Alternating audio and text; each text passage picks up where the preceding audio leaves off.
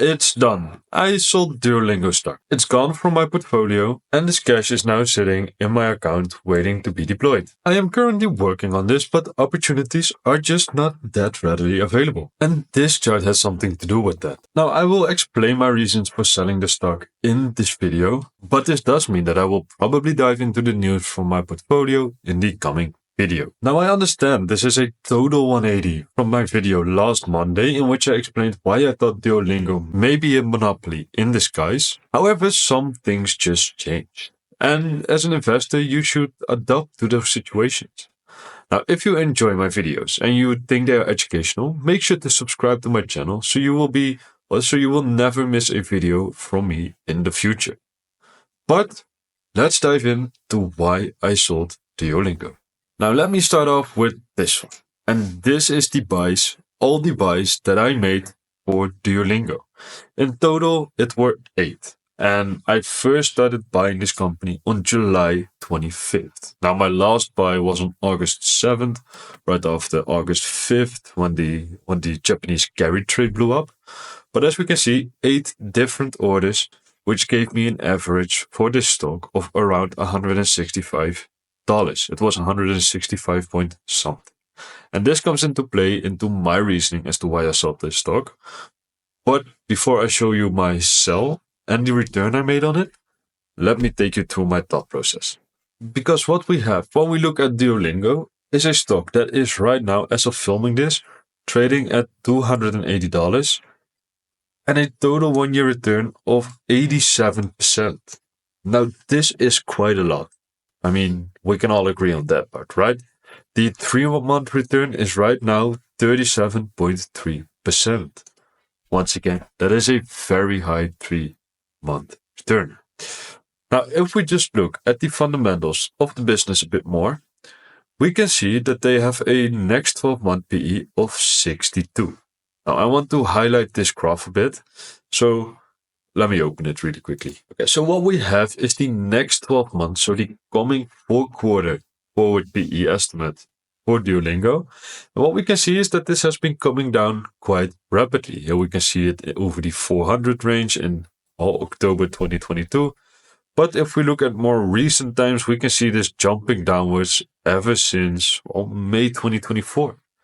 Now, the reason is quite simple. This stock has just been going to profitability, and therefore this is expected to go down a bit.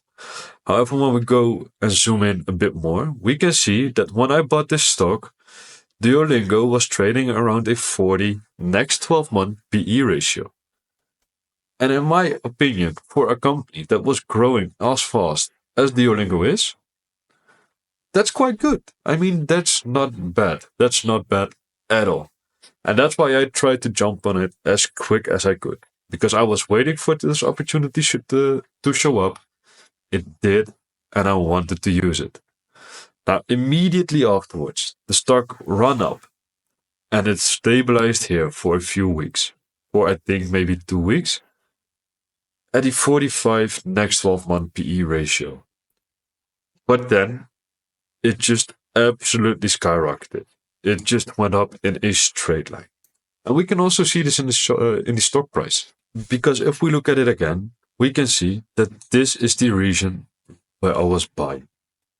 And right afterwards, we have that plateau right here, and then just the continuous push upwards.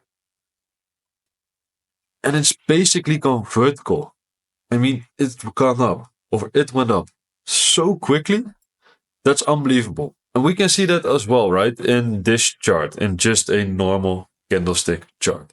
We can see the slight plateau that we just saw over here, but then we can just see it absolutely skyrocketing. It just basically went up 45% in a matter of 2 or 3 weeks. However, the price jump alone wasn't the only reason for me selling.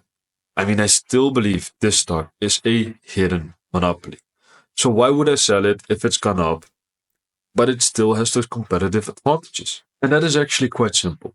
Because if we look right here, we can see that in the coming quarter, they are still expecting 37% revenue growth. Then we go down to 33, 28, 28, 28. So after this year, after Q4 2024, we have a stock that is slowing down in revenue growth. We know that's not really that favorable, right? Look at Celsius. Well, Celsius is a bit of an extreme example, but also Lululemon, also Elf. These stocks are coming down after revenue growth slows down. And this is something I want to be in front of. And to be honest, I wouldn't really have sold this stock if it wasn't for what happened this week. Because this week, Duolingo announced that AI language learning tools. And in my opinion, this wasn't all that changing for the story of the stock.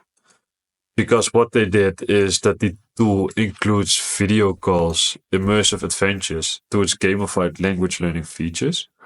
So basically something that they have been announcing for a long time and what I have been really bullish on for this company. But right now it was picked up by the markets basically. Now, when I just go back one more time to this chart or this page, we can see a short interest of 5.1%. So what I think that has happened is that over the last period, we have just squeezed out the shorts. And I don't mind that. But once again, I think that this rapid increase in price has somewhat taken or pulled forward some of the growth. Now, this has me worried about something that I have explained prior already. Because we are going to an election cycle. We are almost in October. And in the markets, everybody seems to forget it. And we have two absolute polar opposites standing across each other. Now, the last thing I saw was that the polling or the betting markets, they were right around 50-50. So, unless the market knows something that I don't, then we have a lot of uncertainty coming up. And it's gonna come quickly. Now, I know I have shown this chart before, but here we have the 2020 election cycle. And what we can see is that as soon as we entered September, we immediately saw stocks drop about 10%. Then we climbed back a bit, but then again, we dropped all the way into the start of November. Then when we go back to 2016, we can see somewhat miraculously the same thing. So as soon as we enter September, we drop until the beginning of November. Now, this is only 5%. That's half of what it was in 2020. And that's fine. That doesn't really matter. But we had another 5% correction, basically. Okay, but then, so what about 2012, right? This can change. Now, we get September 14th right here. And who would have guessed? A 10%, 9% sell-off into November and then going up again. Okay, so 2008 must be different. That must be different because then we had the financial crisis, right? How much more can election then do to it? Well, in all honesty, we have September and we just go straight down into November. Now, this is really extreme, right? We had the bust of the great financial crisis. This is not just elections. I'm not going to claim so. It might be a bit of a smart ass move to say this, but this is not the full picture, of course. But what happens when we look at 2024, this election cycle, we had just a small blip in September, 4%, and that was it. While we have two absolute opposites, one that wants to lower taxes for companies, one that wants to increase it. For example, we got tariff threats. We have maybe housing gifts. We don't know. It's 50-50, and the market seems to see no uncertainty. The market is fully focused on the Fed, what the next rate cut will be, and how good that will be for markets. Now, as a reminder, at the beginning of this year, we were pricing in 6 rate cuts out of luxury. We could inflation was going down. We could do 6 rate cuts, right? Then this changed to maybe not even 1 in the beginning of the year. Then it started slowly increasing, maybe November, maybe even September, maybe July. Okay, no, it wasn't July, maybe September then. And then at the absolute last minute, In the absolute last second, the last week, the Fed started signaling, we're gonna do 50. You were expecting 25, no, we're gonna do 50. The markets are now pricing in almost a 60% chance for another 50 in the next meeting. Now, I don't know about you, but all of a sudden we seem to get big expectations for rate cuts. While we previously said, okay, maybe 6 was a bit much, and as SoFi said, the CEO of SoFi, Anthony Noto, if we were to get 6 rate cuts in 2024, then that would be an issue. Now, I don't know where this issue is going to come from. The data is looking really good, but I am really nervous about this. And with a stock that has been showing so much momentum, as Duolingo has, then I'm getting slightly worried. I sold Duolingo for $293.5. Now, this is quite light. I don't know if you can really see it, but I sold it for $293.5 per share. Now, that means that given that I had a $165 average, we can just do the calculation. I sold it for $193.5 and my average buying price was $165, give or take. Now, this gives me a return of about 78%. I got 78% in 2 months.